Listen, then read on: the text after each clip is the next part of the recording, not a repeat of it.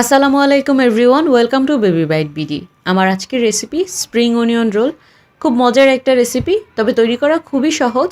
আশা করছি আপনাদের ভালো লাগবে। আর যদি ভালো লাগে তাহলে প্লিজ আমার চ্যানেলটি সাবস্ক্রাইব করবেন। সাবস্ক্রাইব করার জন্য ভিডিও দেখার সময় নিচে দেখবেন লাল রঙে লেখা থাকবে সাবস্ক্রাইব, সেটাতে ক্লিক করবেন। এর পাশে থাকা বেল বাটনটাতেও ক্লিক করবেন, তাহলে আমার নতুন ভিডিওগুলির নোটিফিকেশন আপনাদের কাছে চলে যাবে এবং এটা একদমই ফ্রি। আমি একটা ডিশ নিয়েছি, এর মধ্যে এখন আমি 1 কাপ ময়দা নিয়ে নিব। এখন ময়দাটার মধ্যে একটা হোল করে নিচ্ছি। হোল করে এর মধ্যে এখন আমি 2 টেবিল চামচ তেল দিয়ে দিচ্ছি। আপনারা এখানে তেলের পরিবর্তে ঘি দিতে পারেন। সাথে আধা চা চামচ লবণ দিয়ে দিচ্ছি। এখন ভালো করে মিশিয়ে নিব যাতে তেলটা ভালোভাবে ময়দার সাথে মিশে যায়। মিশানো হয়ে গেছে। এখন নর্মাল পানি নিয়ে নিয়েছি। অল্প অল্প পানি দিয়ে এটাকে একটা ডো বানিয়ে নিব। জাস্ট আমরা যেরকম পরোটার ডো বানাই সেরকম ডোয়ের মতো ডো বানিয়ে নিব। অল্প অল্প পানি দিয়ে এটাকে ডো বানাবো, খুব বেশি পানি দিব না, কারণ ডোটা এরকম হবে, খুব সফট হবে না আবার খুব হার্ডও হবে না, মিডিয়াম সফট। ডোটা যখন রেডি হয়ে যাবে, হাতটা যখন ক্লিন বের হয়ে আসবে, তখন এটাকে রাউন্ড করে 10 মিনিটের জন্য রেখে দিব। অন্য একটা মিক্সিং বোলের মধ্যে আমি 2টা ডিম ভেঙে নিচ্ছি। ডিম 2টাকে আমি ফেটে নিব। এখানে আর কিছুই দিচ্ছি না, কোনো মশলা বা লবণও দিচ্ছি না, জাস্ট ফেটে নিব। ফেটানো হয়ে গেছে। এখন চুলায় আমি একটা প্যান বসিয়ে দিয়েছি। প্যানের মধ্যে আমি 3 টেবিল চামচ তেল দিয়ে দিব। তেলটাকে ভালো করে গরম করে নিচ্ছি।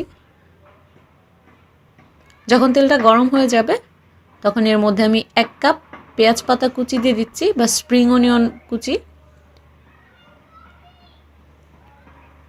এখন এর মধ্যে আমি স্বাদ মতো লবণ দিয়ে দিচ্ছি। এই লবণটা ডিম এবং এই পেঁয়াজ পাতা অনুযায়ী দিচ্ছি। এর সাথে হাফ চা চামচ গরম মশলা গুঁড়া দিয়ে দিচ্ছি, হাফ চা চামচ কালো গোলমরিচের গুঁড়া দিয়ে দিচ্ছি। এখন মশলাটাকে ভালো করে পেঁয়াজ পাতাটার সাথে মিশিয়ে নিব। পেঁয়াজ পাতাটাকে খুব বেশি ভাজবো না, হালকা ভাজবো, যাতে কাঁচা যে ভাবটা আছে সেটা চলে যায় এবং একটু লাইট সফট হবে। এরকম যখন হয়ে যাবে হালকা সফট, তখন এর মধ্যে আমি ডিমটা দিয়ে দিব। ডিমটা দিয়ে খুব ভালোভাবে মিশিয়ে নিব, একদম স্ক্রাম্বল করে নিব। এরকম স্ক্রাম্বল হয়ে যাবে, গুঁড়া গুঁড়ো হয়ে যাবে, ডিমটা পেঁয়াজ পাতাটার সাথে খুব ভালোভাবে মিশে যাবে। এখন নামিয়ে ফেলেছি। অন্যদিকে 10 মিনিট পর ডোটা দেখে নিচ্ছি। ডোটা আরেকটু সফট হয়ে যাবে, এখন একটু 1-2 মিনিটের জন্য একটু মথে নিব।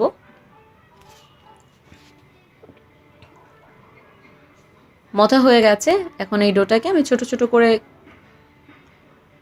ছোট বলের মতো করে নিব, ছোট ছোট টুকরা করে নিচ্ছি। লুচি বানাই আমরা যেই সাইজের করে, সেই সাইজের করে আমি ডোটাকে আলাদা আলাদা করে নিচ্ছি। এখন একটা ভাগ নিয়ে নিয়েছি, এটাকে একটু রাউন্ড করে নিব, এভাবে গোল করে নিব। গোল করা হয়ে গেলে একটু চেপে চেপে চওড়া করে নিব এটাকে। এরপর এর উপরে ময়দা ছিটিয়ে দিব, বেশি করে ময়দা দিব। ময়দা দিয়ে তারপর বেলুন দিয়ে এটাকে পাতলা করে রুটি বেলে নিব। এটাকে যত পাতলা করা যায় ততই ভালো। একদম পাতলা করে কাগজের মতো করে ফেললেও অনেক ভালো হবে। আমি অনেক পাতলা করেছি, এরকম পাতলা, আপনারা নিশ্চয়ই বুঝতে পারছেন কতটা পাতলা করেছি। এখন এর মধ্যে আমি ফিলিংটা দিয়ে দিচ্ছি, খুব বেশি দিব না, 2 চামচের মতো দিয়েছি।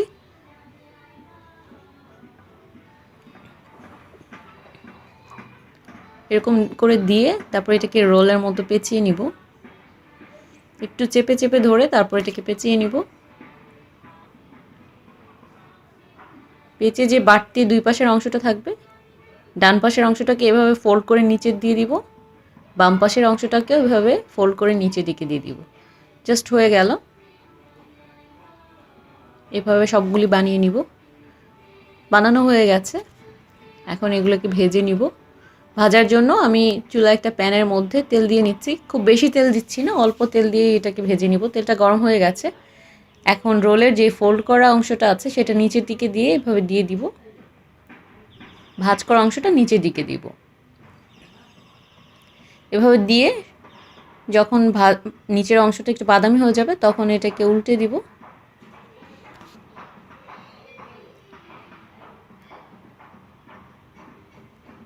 চুলাটা মিডিয়াম আঁচে থাকবে। নিচের অংশটাও যখন বাদামি হয়ে যাবে তখন পাশের অংশগুলোকে ভাজার জন্য এইভাবে একটু কাত করে দিব। দুইটা কিছু দিয়ে ধরে, আমি একটা কাঁটা চামচ এবং স্প্যাচুলা দিয়ে ধরে দিচ্ছি, তাহলে পাশের অংশগুলোও ভালোভাবে ভাজা হয়ে যাবে। এভাবে উল্টে পাল্টে চারপাশই ভেজে নিব।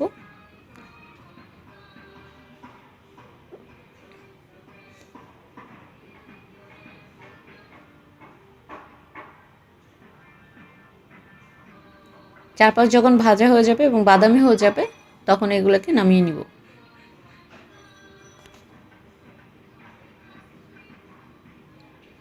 সবগুলি ভাজা হয়ে গেছে, এখন আমি সার্ভ করার জন্য নিয়ে নিয়েছি। আপনারা এটাকে এমনি খেতে পারবেন অথবা যে কোনো সসের সাথেও খেতে পারেন। আমি এমনিতেই নিয়েছি। একটা ভেঙে দেখাচ্ছি আপনাদেরকে। উপরে ক্রিস্পি, ভেতরের অংশটা এরকম হচ্ছে। আমার কাছে ভীষণ মজা লাগে। এখন আপনারাই বলবেন কেমন হয়েছে। আপনারা বাসায় ট্রাই করবেন, তারপরেই বুঝতে পারবেন।